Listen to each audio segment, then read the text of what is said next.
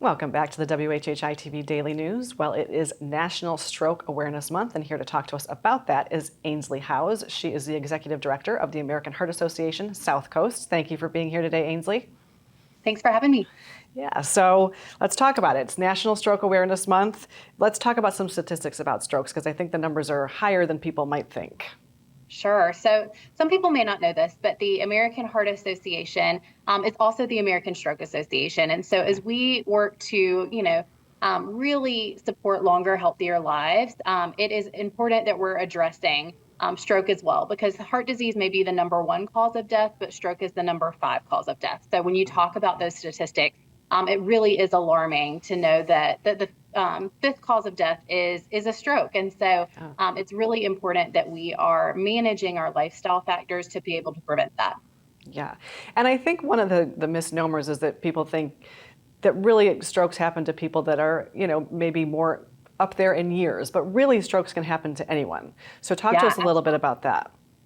Yeah, so we are seeing trends that younger and younger people are having strokes. And the #1 cause of prevention for that is really managing your blood pressure. So when we think about all the things that help us live those healthy lifestyles, blood pressure and knowing your numbers isn't always at the top, but blood pressure is referred to as the silent killer. And so we know that those who manage their blood pressure and know their numbers and are able to consistently know that those numbers are at a safe level, by self-monitoring that blood pressure, that they are least likely to have a stroke than others.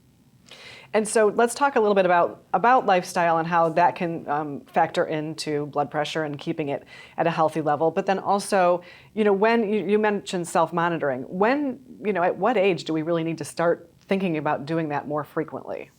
Definitely. So we should really be thinking about it at all ages. So many of us oftentimes are getting our blood pressure checked when we go to the doctor's office, but for many people, that's the only time that they're getting it checked. And so it's really important that they have access to a blood pressure cuff and are checking that consistently. Sometimes our blood pressure numbers are skewed by if we've had caffeine that morning, if we are running to the doctor's office to try to get there quickly, if we have worked out that day. And so we really want to be able to self-monitor in a comfortable environment where maybe those things aren't a factor. So we want to see more consistent monitoring of our blood pressure rather than just when we're in a doctor's office. And, to your point about healthy living outside of just that, it really is important to look at things that we call the life's essential 8, which are things like eating nutritious food and healthy food, getting exercise, knowing your numbers, both blood sugar and blood pressure, getting enough sleep, managing your stress. And so all of those things really do factor into prevention of both heart disease and stroke.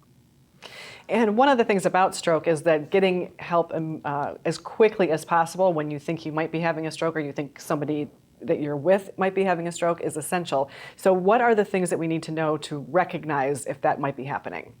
Definitely. So you can remember the acronym F.A.S.T. So it's all about getting help fast. And that acronym stands for several of the signs and symptoms. So those things look like face drooping for the F, arm weakness for A, speech difficulty, and then a reminder that it's time to call 911. So those different symptoms that you may see if someone is having a stroke are really the factors that we should recognize and be able to call for help fast. I think we oftentimes are quick as women, especially, to just say, oh, it's just a headache, or it's just a this, or it's just a that.